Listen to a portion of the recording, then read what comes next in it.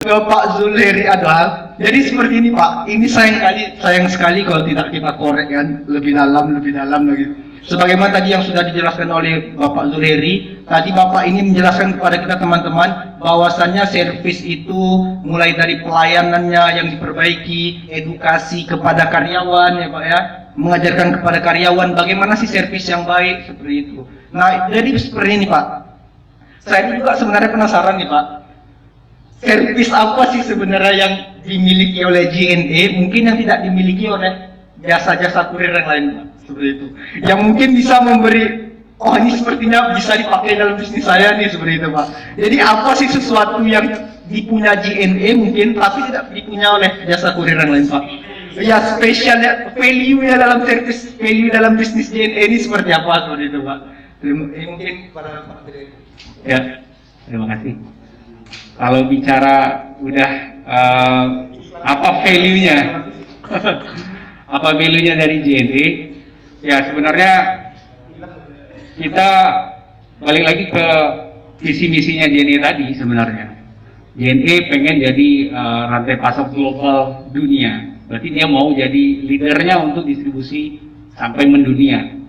Terus misinya adalah memberikan pengalaman terbaik kepada pelanggan secara konsisten. Nah, sebenarnya poinnya itu dari sanalah dari visi misi itulah JNE meramu gimana caranya bisa kasih pelayanan yang baik.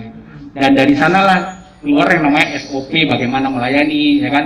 Bagaimana SOP untuk operasionalnya gitu. Dari sana. Karena kalau tidak diatur maka tidak akan tercapai yang namanya pengalaman terbaik pelanggan tadi. Nah, jadi kalau udah bicara bagaimana apa tadi rahasianya ya? Kalau rahasia tadi nggak boleh dibilang. Atau mungkin sedikit aja Pak, satu okay. Gitu kan mungkin yang bisa dikorek. Nggak. Buya malah ada ya. Oh ini bisa dipakai di konsen kata Buya kan? Oke. Sebenarnya yang nggak ada kita nggak pernah pelit ilmu lah. Ya. Karena ilmu ini punya Allah semuanya. Oke. Jadi di JNE berdasar dari visi misi tadi kita poinnya bagaimana melayani orang. Nah, dengan tadi yang tadi saya sampaikan bahwa dari awal sampai akhir semuanya itu adalah kami itu adalah pelayan. Artinya yang paling penting adalah SDM-nya. Orangnya ini harus benar-benar kita didik untuk benar-benar bisa melayani. Nah, jujur kalau di JNE kita kan beragam ya, nggak hanya Muslim, memang dominan Muslim, tapi kita beragam. Ada yang kalau kepala cabangnya di Bali itu orang Hindu, ada yang Nasrani juga, kan ada banyak ya. Nah, tapi inilah jadi saya boleh cerita tentang founder JNE ya. Saya kalau ditanya kenapa berbangga jadi orang JNE, karena yang punya ini adalah Bapak Haji Suprapto Suparno. Jadi beliau ini tahun 2015 beliau meninggal. Jadi sekarang yang menjadi yang apa istilahnya yang menahkodai adalah anak kandung beliau, Bapak Feryadi. Namun yang saya sangat-sangat berkesan adalah bagaimana Bapak Suprapto Suparno ini membuat JNE itu menjadi perusahaan yang sangat religius. Bagaimana religiusnya? Jadi di JNE itu seluruh kepala cabang ya itu harus pandai menyantuni anak yatim. Nggak peduli agamanya apa. Itu paling penting. Jadi kalau kami ada buat event, baik itu kayak ulang tahun JNE atau JNE buat gedung baru, ada hub baru, apapun lah eventnya, pasti anak yatim piatu itu adalah tamu VIP kami. Ya, Buya pernah kami undang ya acara buka puasa. Berapa kali? Iya. Namun sayang tahun ini kami nggak ada event itu karena corona. Ya. Sangat ya kita ambil sisi positifnya aja. Tapi corona nggak terdampak sama sekali ya. Masya Allah. Kan kita tahu, malahan betul. makin melejit gitu. Alhamdulillah. Nah jadi itu salah satu rahasianya menurut saya. Bagaimana owner ini value ini benar-benar bisa dijaga. Nah kami di Pekanbaru sekarang tidak hanya bicara kepala cabang saja yang coba menyantuni. Jadi di tahun ini kita udah cukup sering ya dari awal waktu itu menjelang Ramadan kita ada ke panti asuhan, terus di tengah-tengah tahun kita ada, terakhir waktu kita ulang tahun bulan November kita juga ke panti asuhan. Namun kali ini yang pas ulang tahun ini kita buat biasanya 2-3 hari selesai ya. Ini kita buat lebih panjang. Gunanya buat apa? Kita ngajakin nih karyawan ini yang dia kebetulan lagi off menemani tim JNE yang datang ke panti asuhan. Untuk apa? Supaya mungkin dia nggak punya dana, paling dia bantuin lah. Dia bisa melihat anak yatim itu bagaimana sih kehidupannya, seberapa beruntungnya hidup dia dibanding itu. Nah, apa poinnya di sana? Kita bicara bagaimana kita bersyukur. Kadang-kadang kita suka lupa. Kita bisa makan enak. Ada loh saudara kita, dia kaya, lebih kaya dari kita. Tapi di rumah sakit dia hanya pakai infus, nggak boleh makan. Iya kan? Akhirnya kita kufur nikmat. Jangan sampai. Atau kayak sekarang deh. Sekarang kita memang harus pakai masker ya. Tapi sadar nggak kita, ada saudara kita yang susah bernapas, yang bernapas pakai oksigen. Itu hal kecil yang kadang-kadang kita lupa. Nah, di sini bagaimana kita bisa menjadi orang yang pandai bersyukur. Ya, kita kasih sayang juga. Karena ini saya ngeliat sendiri karena bapak saya yang ajarin ke saya, Bapak Suprapto itu ngajarin nyantunin anak yatim bukan hanya sekedar kasih uang.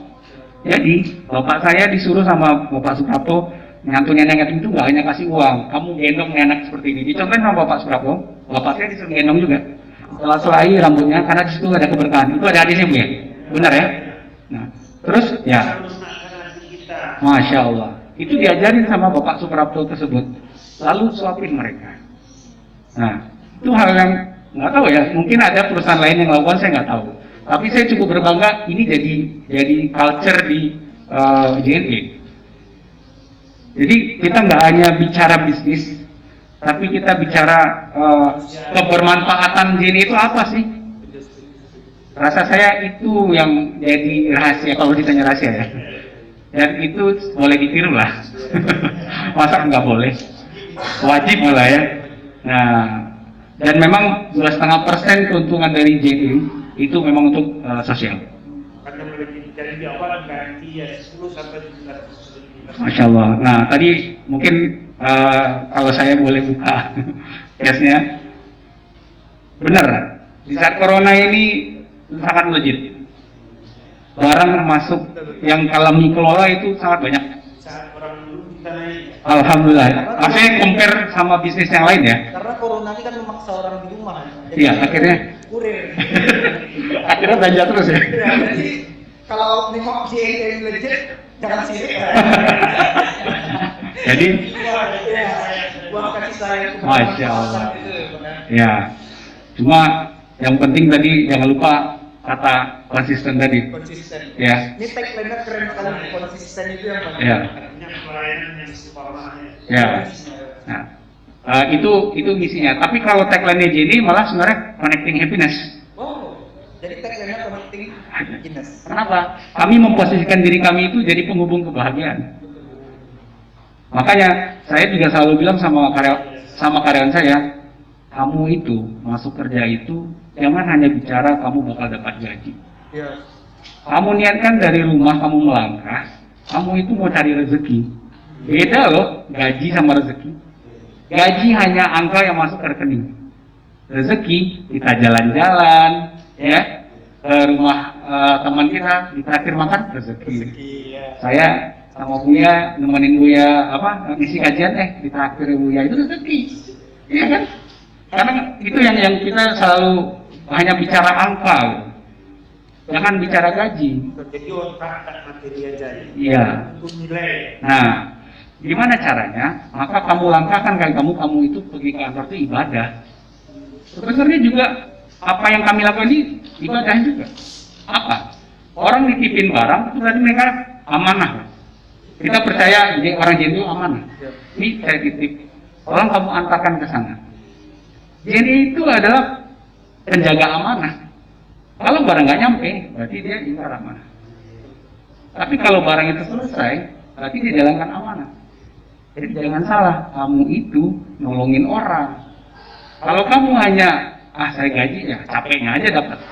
Tapi kalau niatkan langkah dari rumah itu ibadah, nggak hanya sekedar gaji, rezeki dapat, nolongin orang dapat, pahala dapat, wah enak banget nih. Berkah dapat nanti masuk surga ya. Itu kali yang dicari ya. Nah, mungkin itu yang kami coba terapkan di JNE. Tapi jujur, pola pikir orang beda-beda. Memahamkan itu nggak mudah. Maka disitulah perlu adanya pengelola. Maka pengelolanya harus dipintarkan dulu. Dan itu pentingnya kita sekolah. Memang benar, nggak mesti kita sekolah A, kerjanya harus A. Iya, tapi kita harus niatkan sekolah itu untuk nambah wawasan. Nah, nanti ya jaringan bener. Ini kayak jaringan Muhammadiyah ya, JSM. Iya, kita buat ngopi-ngopi ini untuk apa? Untuk nambah jaringan.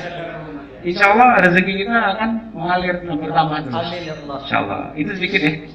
Masih banyak lagi sebenarnya. Oke. Masya Allah, siap. Semoga bermanfaat. Amin.